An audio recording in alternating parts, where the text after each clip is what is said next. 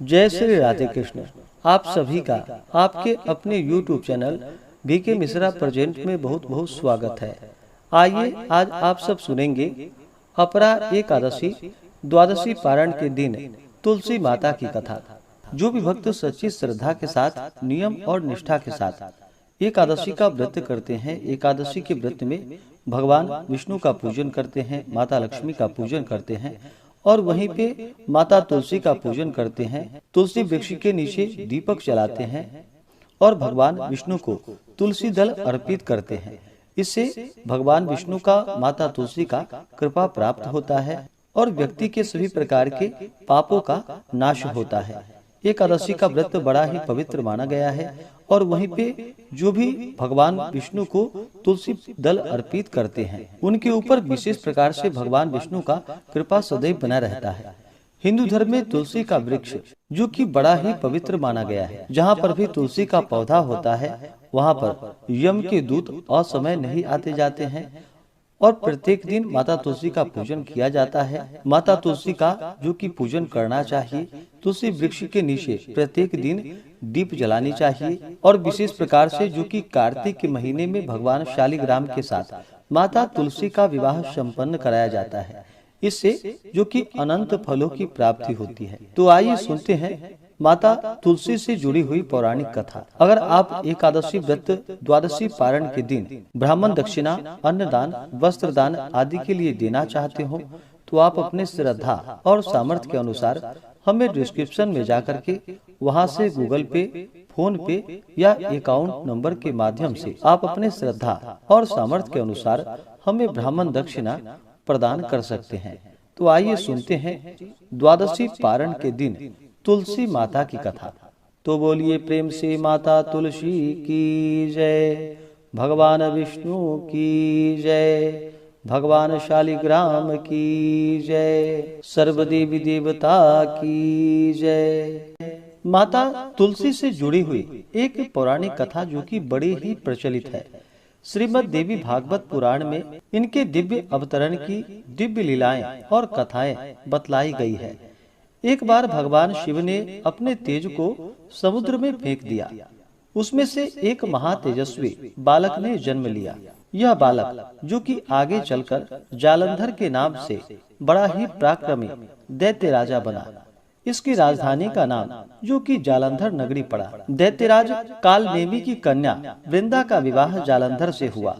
जालंधर जो कि महाराक्षस था, अपनी सत्ता के मद में चूर उसने माता लक्ष्मी को पाने की कामना से युद्ध किया, परंतु समुद्र से ही उत्पन्न होने के कारण माता लक्ष्मी ने उसे अपने भाई के रूप में स्वीकार किया। वहां से पराजित होकर वह माता पार्वती को पाने की लालसा से कैलाश पर्वत पर चल पड़ा। भगवान देवादिदेव महादेव शिव का ही रूप धारण कर माता पार्वती के समीप गया, परंतु माता पार्वती ने अपने योग बल से उसे तुरंत ही पहचान लिया तथा वहां से वह अंतर ध्यान हो गई। देवी पार्वती ने क्रुद्ध होकर सारा वृतांत भगवान विष्णु को कह सुनाया। जालंधर की पत्नी वृंदा जो कि अत्यंत पतिव्रता स्त्री थी, उसी के पतिव्रत धर्म की शक्ति से जालंधर न तो मारा जाता था और न ही कभी पराजित होता था। इसलिए जालंधर का नाश करने के लिए वृंदा के पतिव्रत धर्म को भंग करना बहुत ही जरूरी था।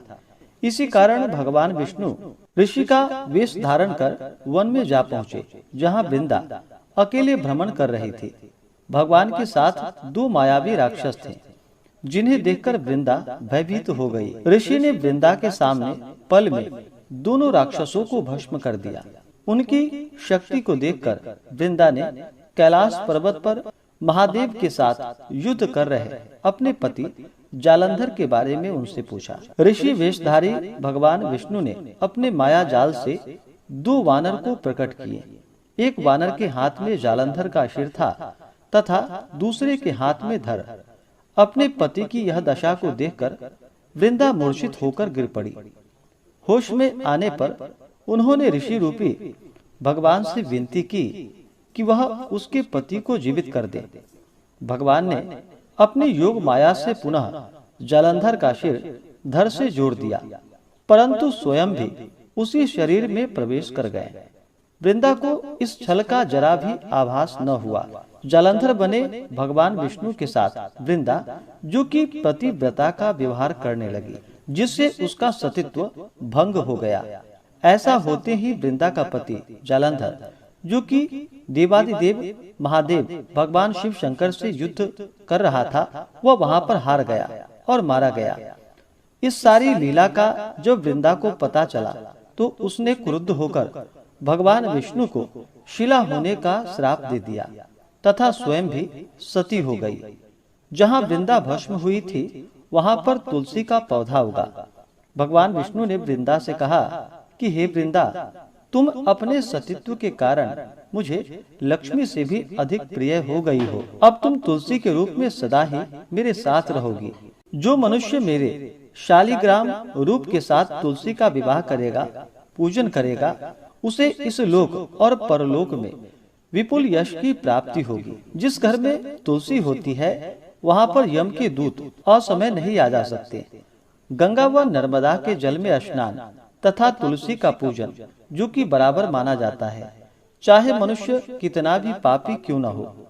मृत्यु के समय जिसके प्राण मंजरी रहित तुलसी और गंगा जल मुख में रखकर निकल जाते हैं, वह पापों से मुक्त होकर वैकुंठ धाम को प्राप्त होता है।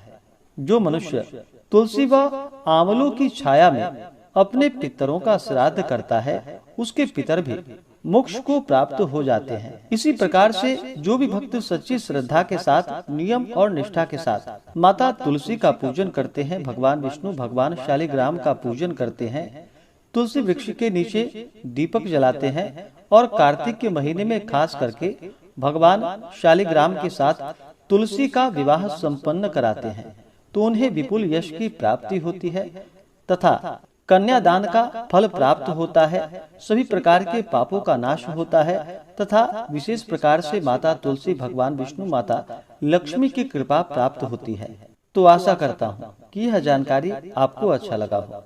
इसी प्रकार से ज्ञानवर्धक जानकारियाँ प्राप्त करने के लिए हमारे इस चैनल पे अगर आप नए हैं तो चैनल को लाल बटन दबा करके सब्सक्राइब करें, साथ में बेल आइकन घंटी को दबाएं, ताकि मेरे वीडियो का नोटिफिकेशन आपको समय से मिलता रहे। वीडियो को लाइक करें, शेयर करें। सुखी रहें और स्वस्थ रहें। जय श्री राधे कृष्ण। धन्यवाद। आप सभी भक्तों के ऊपर माता तुलसी भगवान विष्णु भगवान शालिग्राम का कृपा सदैव बना रहे। सभी सदा स्वस्थ रहें और सदा खुशहाल रहें।